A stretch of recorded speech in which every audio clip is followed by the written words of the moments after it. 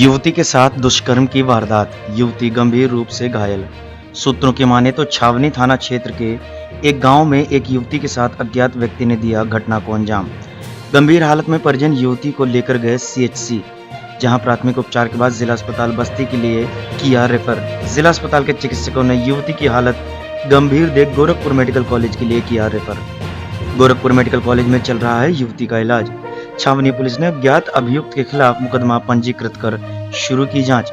घटनास्थल पर पहुंचे एसपी आशीष श्रीवास्तव, एडिशनल एसपी व सीओ हरैया।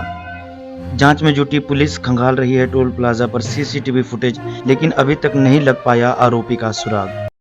31 अक्टूबर को थाना छावनी क्षेत्र के रहने वाले व्यक्ति ने थाना छावनी पर आकर यह तहरीर दी कि 31 अक्टूबर की शाम 4 से 5 के बीच में जब उनकी 20 वर्षीय बेटी भैंस चराने के लिए गई थी, तो उसी समय एक अज्ञात मोटरसाइकिल चालक वहां पर आया, जिससे किसी बात पर उनकी कहासुनी हुई।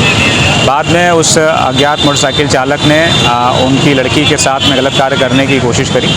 उनकी इस तहरीर के आधार पर अभियोग पंजीकृत कर लिया गया है, बलात्कार का अभियोग पंजीकृत किया गया है। मौके का मुआयना हम सभी उच्चाधिकारियों के द्वारा कर लिया गया है। पीड़िता का इलाज बीआरडी मेडिकल कॉलेज गोरखपुर में हो रहा है, जहां वो खतरे से बाहर है। शीघ्र ही इस अज्ञात व्यक्ति की पहचान करके इसको गिरफ्तार किया जाएगा। इसके खिलाफ आगे की विधिक कार्रवाई की जाएगी।